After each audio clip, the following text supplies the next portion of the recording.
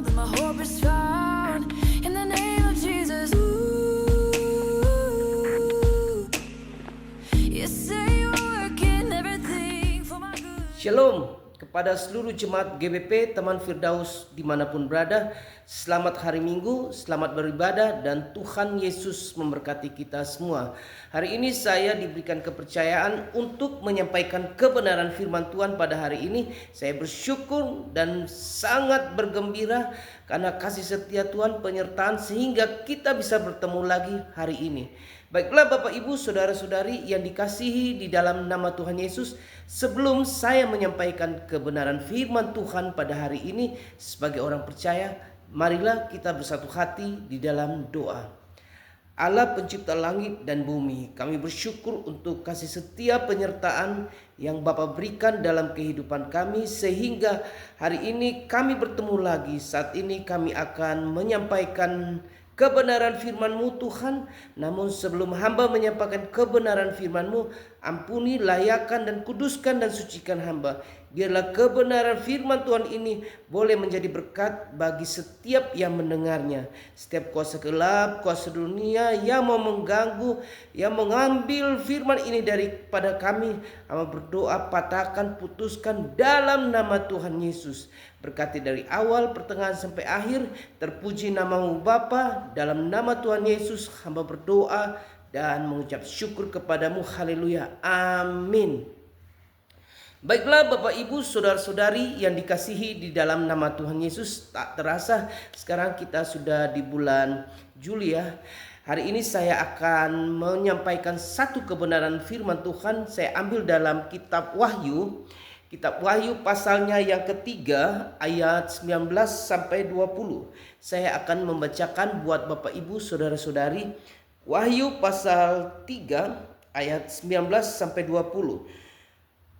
Barang siapa ku kasihi, ia ku tegur dan ku hajar. Sebab itu relakanlah hatimu dan bertobatlah. Ayat 20.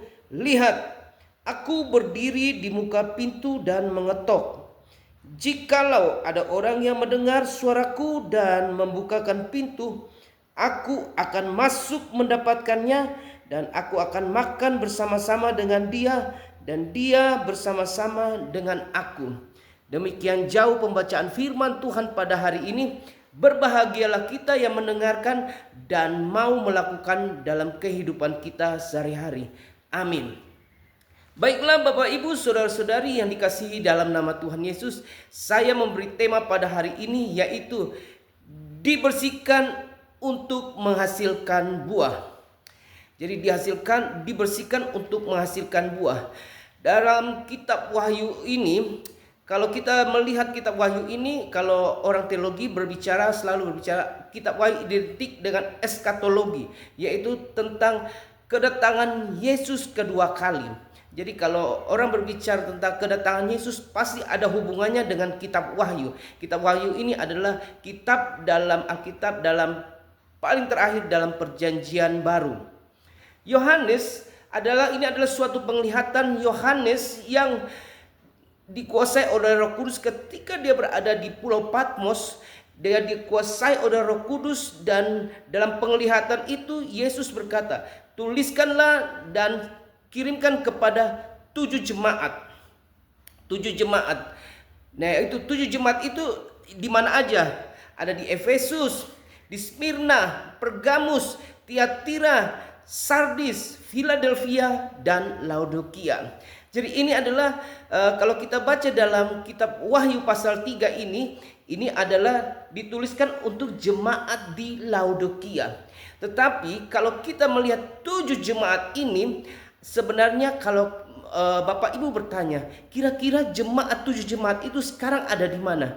Kalau kita melihat sejarah bahwa 7 jemaat ini untuk peta modern sekarang mereka ada di Turki. Tetapi kalau kita melihat sejarah perjalanan bahwa dulu itu Turki adalah kerajaan Kristen.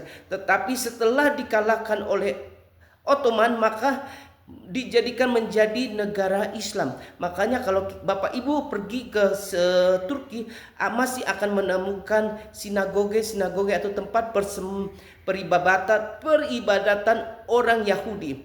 Makanya kalau sangat miris sekali ya, 7 jemaat ini, yaitu yang ditulis dalam kitab Wahyu ini, sekarang sudah tidak ada. Yang ada hanya tinggal puing-puingnya saja.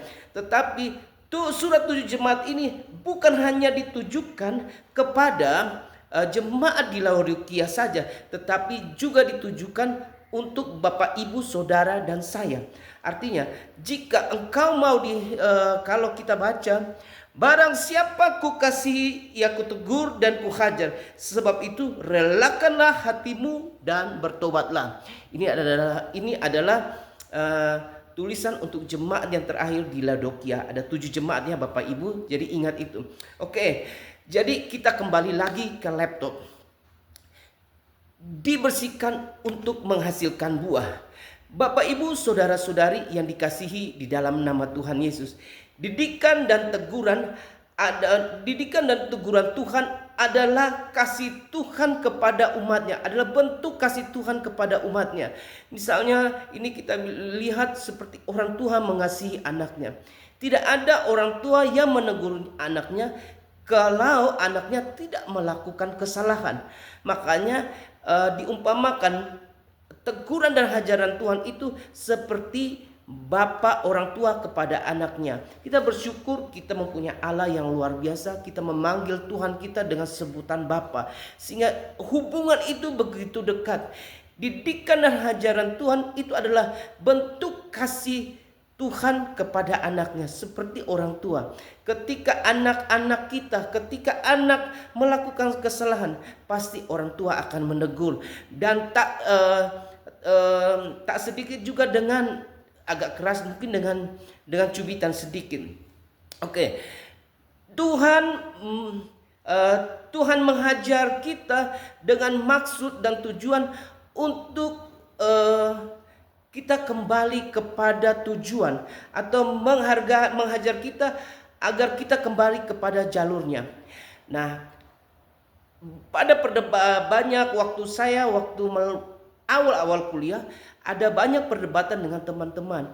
Kenapa? Tuhan kan Maha tahu. Tuhan Maha pengasih. Dia tahu kenapa kita mau melakukan dosa. Kenapa dia tidak bilang, "Hei kamu jangan melakukan itu," atau "Hei kamu." Tetapi kita harus sadar bahwa kita dalam diri kita diberikan kebebasan untuk memilih. Jadi Tuhan tidak mau membentuk kita sebagai robot. Kalau Tuhan membentuk kita sebagai robot, bisa. Tuhan bilang ketika dia membentuk kita dan dia melepaskan dan kita mau melakukan, dia tinggal memencet tombol, maka kita akan berhenti. Tetapi Tuhan memberikan kebebasan kepada kita untuk memilih. Makanya ketika Tuhan menghajar kita atau mau membentuk kita, itu tujuannya agar kita kembali kepada menu awal, kepada pengaturan awal, sehingga kita lebih fokus lagi kepada tujuan Allah. Tetapi kita sadar bahwa dalam perjalanan pasti ada banyak cobaan dan godaan. Makanya Tuhan memberikan hajaran dan teguran itu agar kita kembali kepada jalannya, kita kembali kepada peraturannya. Oleh karena itu, relakanlah hati Bapak, Ibu, Saudara, Saudari ketika ditegur dan dihajar. Semua itu karena Tuhan mengasihi Bapak, Ibu, Saudara, dan saya. Kalau dia tidak mengasihi, maka dia tidak menghajar. Seperti kita lihat, kalau orang benar-benar dia sudah marah, dia tidak lagi akan menegur. Dia akan membiarkan, terserah. Kamu mau jatuh, kamu mau bangun, saya tidak lagi mau peduli. Tetapi ketika Tuhan masih mau menegur dan menghajar kita, artinya Tuhan masih menyayangi Bapak, Ibu, Saudara, dan saya. Ingat Bapak, Ibu, Saudara-saudari, hikmat dan kebijaksanaan kita dididik. Hikmat dan kebijaksanaan hanya akan kita peroleh tergantung dari kerelaan kita dalam merespon ketika kita dihajar. Kita mau rela nggak merespon ketika kita dihajar? Tuhan bilang, kita selalu berdoa, Tuhan berikanlah hikmat. Makanya dalam Salomo adalah salah satu orang yang mempunyai hikmat. Ketika dia meminta hikmat, Tuhan berikan kepada hikmat kepada dia. Makanya kebanyakan orang berdoa, Tuhan berikanlah hikmat, kebijaksanaan bagi kami. Nah, artinya apa? Relakanlah supaya kita dihajar, supaya kita dibentuk. Ingat, hikmat dan kebijaksanaan hanya akan kita peroleh ketika kita mau merespon teguran daripada Tuhan. Didikan dan hajaran Tuhan itu memang sakit untuk daging, tetapi untuk mendatangkan kebaikan bagi Bapak, Ibu, Saudara, dan saya. Jadi teguran itu mendatangkan sakit hanya untuk di daging, tetapi mendatangkan untuk kebaikan Bapak, Ibu, Saudara, dan saya. Makanya dalam firman Tuhan berkata begini, jika tangan kananmu melakukan dosa, mending engkau penggal tangan kananmu, mending engkau masuk surga dengan tangan sebelah. Jika matamu yang selalu berbuat dosa, maka congkellah matamu yang satu itu, sehingga walaupun dengan mata satu tetapi kamu bisa masuk surga. Jika kakimu suka melakukan hal yang tidak benar, mending kamu potong yang satu, daripada kamu masuk ke dalam neraka dengan tubuh yang utuh, mending dengan kaki yang pincang. Jadi relakanlah ketika Bapak, Ibu, Saudara, dan saya ditegur, kita harus merespon. Merespon artinya apa? Kita mau merespon dengan berbagai macam cara. Nanti kita akan sama-sama belajar untuk membahas, untuk menyelaraskan hidup kita supaya kita mencapai kedewasaan rohani. Jadi tujuan Tuhan menghajar kita tuh untuk menyelaraskan hidup kita, untuk kita semakin bertumbuh, semakin dewasa dalam rohani.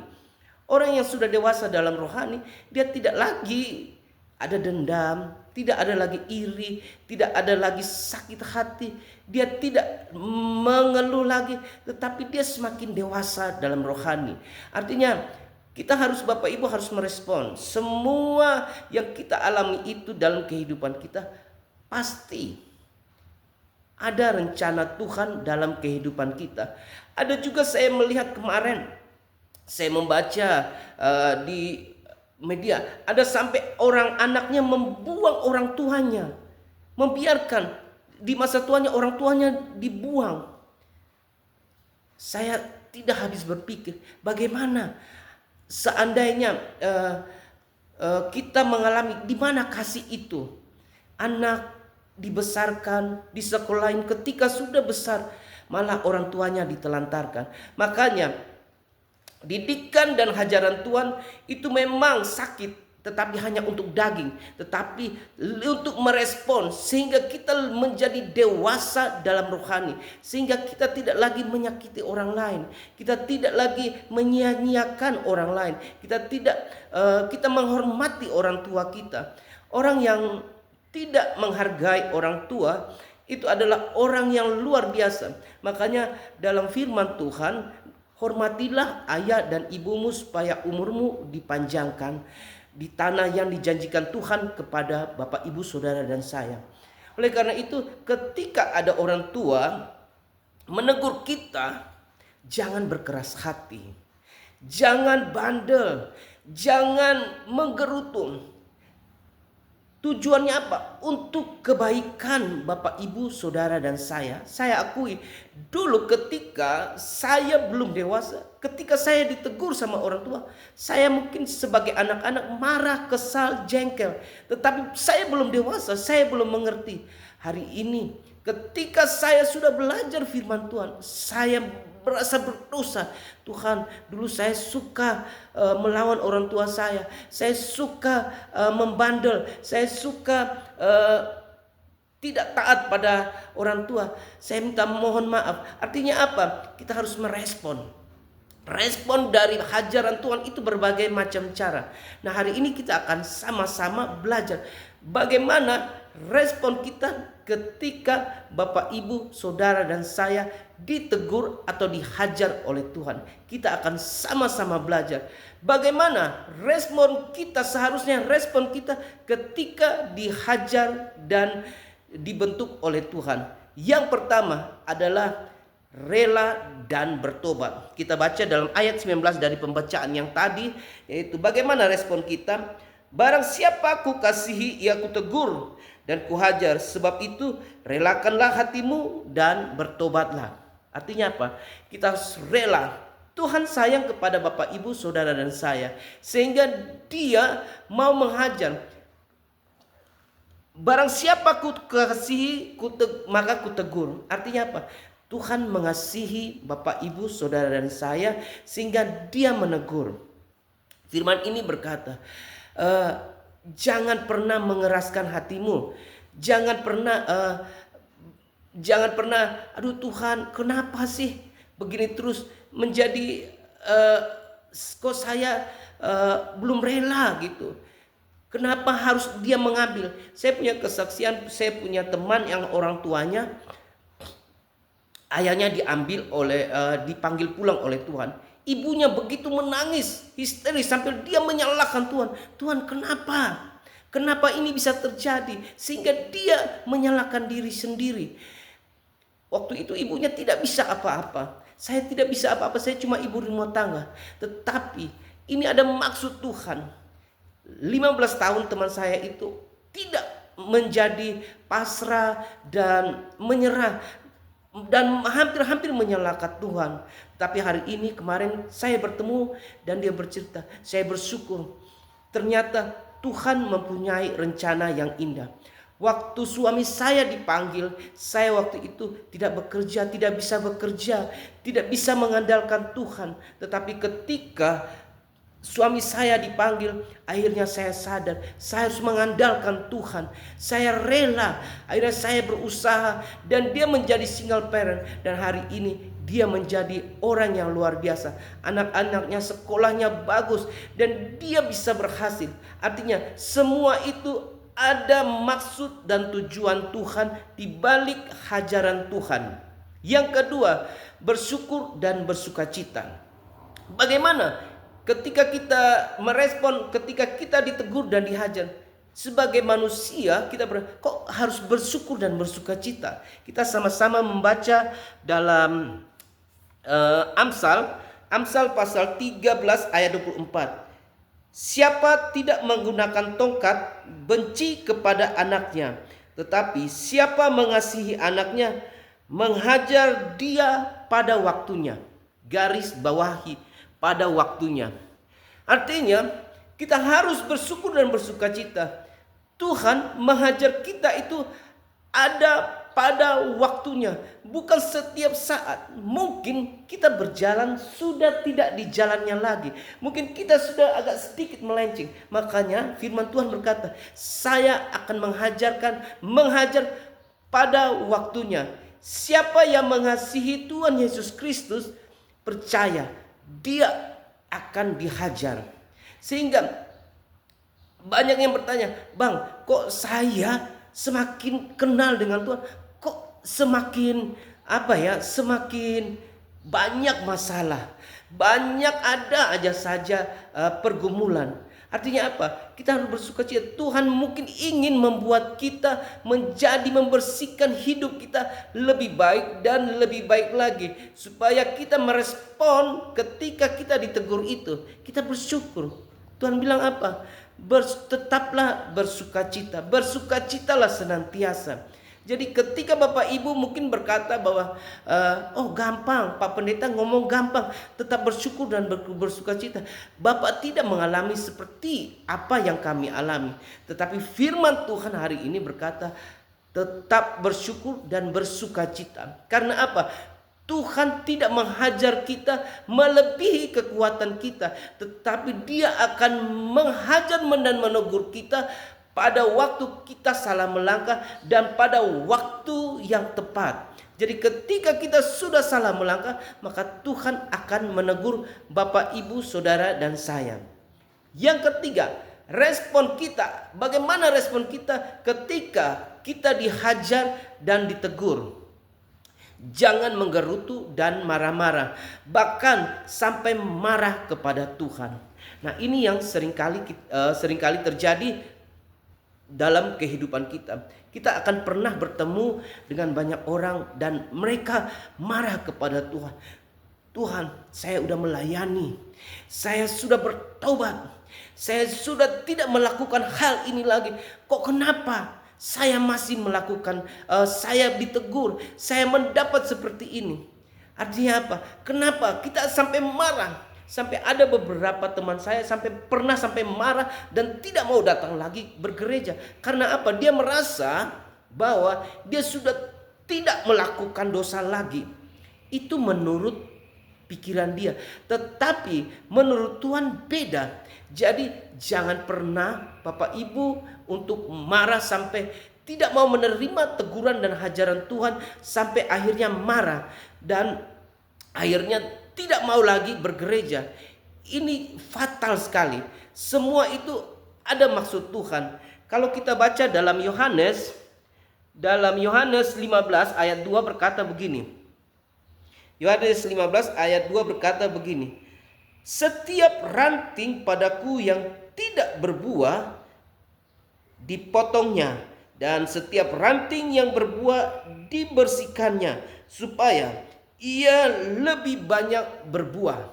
Artinya tujuan Tuhan menghajar kita itu untuk kita menghasilkan buah. Walaupun mungkin Bapak Ibu kita sudah menghasilkan buah, tetapi itu menurut kita. Tuhan ingin kita menghasilkan buah yang lebat. Oleh karena itu kita dipangkas, kita dibentuk. Didikan dan hajaran Tuhan selalu membersihkan dan memotong yang tidak berkenan kepada Tuhan. Ironisnya, yang tidak berkenan kepada Tuhan adalah yang biasanya itu adalah kesenangan manusia, kesenangan kita. Tuhan ingin memotong keinginan-keinginan kita. Yang membuat hubungan kita jauh dengan Tuhan adalah keinginan-keinginan kita. Makanya Yohanes 15 ayat 2 berkata, Aku akan memotong yang tidak menghasilkan dan membersihkan yang sudah berbuah supaya hasilnya lebih bagus. Oleh karena itu relakanlah dan bersyukur ketika dididik dan dihajar Tuhan. Semua itu ada maksud Tuhan. Untuk apa? Untuk kebaikan Bapak Ibu Saudara. Jadi jangan pernah marah atau sakit atau sampai marah kepada Tuhan. Semua itu ada maksud dan tujuan kita. Pertanyaannya adalah, ketika Bapak Ibu sudah percayai Tuhan sebagai Tuhan dalam kehidupan kita, juru selamat kita, hari ini saya mau bertanya dan Bapak Ibu boleh menjawab dalam hati. Sudah siapkah Bapak Ibu menerima didikan dan hajaran Tuhan hari ini? Sudahkah Bapak Ibu siap untuk menerima didikan dan hajaran Tuhan hari ini? Yang kedua, sudah siapkah kita meninggalkan keinginan duniawi kita untuk lebih dekat lagi kepada Tuhan? Bapak Ibu boleh merenungkan itu, sehingga kita tahu tujuan dari didikan dan hajaran Tuhan ini supaya ada karakter Tuhan dalam kehidupan kita. Semua ini supaya apa? Semua ada karakter Tuhan dalam hidup kita, dan kita bisa menghasilkan buah. Artinya seperti dalam saya memberikan teks ini, tema ini yaitu dibersihkan untuk menghasilkan buah, dan kita hidup pun harus menghasilkan buah. Dalam Galatia 5 ayat 22 sampai 23, di situ dikatakan buah-buah roh, kasih, sukacita, damai sejahtera, kesabaran, kebaikan, kelemah lembutan, pengendalian diri, dan kelemah lembutan. Itulah yang Tuhan inginkan, supaya kita menghasilkan buah. Dari menghasilkan buah ini akan kita memperoleh hidup yang tenang, dan hasilnya Hasilnya ketika kita sudah menghasilkan buah, kita baca dalam ayat yang ke-20. Di sini dikatakan, "Lihat, aku berdiri di muka pintu dan mengetok. Jikalau ada orang yang mendengar suaraku dan membukakan pintu, aku akan masuk dan mendapatkannya.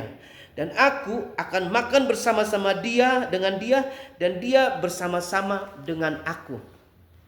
Hari ini, jika Bapak Ibu mendengarkan kebenaran firman Tuhan, Tuhan sedang mengetok hatimu. Tuhan sedang mengetok hidupmu. Maukah, izinkanlah Tuhan untuk masuk, tinggal, hidup, dan berkarya dalam hidup. Di hidup Bapak, Ibu, Saudara, dan saya. Sehingga hasilnya kita akan makan bersama dalam perjamuan yang luar biasa bersama Tuhan. Luar biasa kita makan bersama dengan Tuhan. Biarlah kebenaran firman Tuhan ini memberkati kita semua. Amin. Bapa kami dalam surga, biarlah kebenaran firman Tuhan ini boleh memberkati kami semua. Hari ini kami siap untuk dididik dan dihajar, dan kami siap meninggalkan keinginan duniawi kami yang selama ini terikat ya Bapa. Berkatilah kami semua ya Tuhan, agar kami mau dibentuk, dihajar, dan meninggalkan kehidupan lama kami. Dan kami mau untuk hidup segambar dengan Engkau. Dan hasilnya kami akan makan sehidangan dengan Engkau. Berkatilah seluruh jemaat GBP Taman Firdaus dimanapun berada. Juga kepada Bapak Gembala kami, Bapak Dr. Andi Lukman Jonathan MTH bersama istri, anak, mantu, dan cucunya. Tuhan Yesus memberkati. Yang lemah Engkau kuatkan, yang sakit Engkau sembuhkan. Terpuji namamu Bapa, kekal selama-lamanya. Biarlah kebenaran firman Tuhan ini selalu memberkati kita semua. Haleluya. Amin. Shalom. Tuhan Yesus memberkati kita semua. Amin.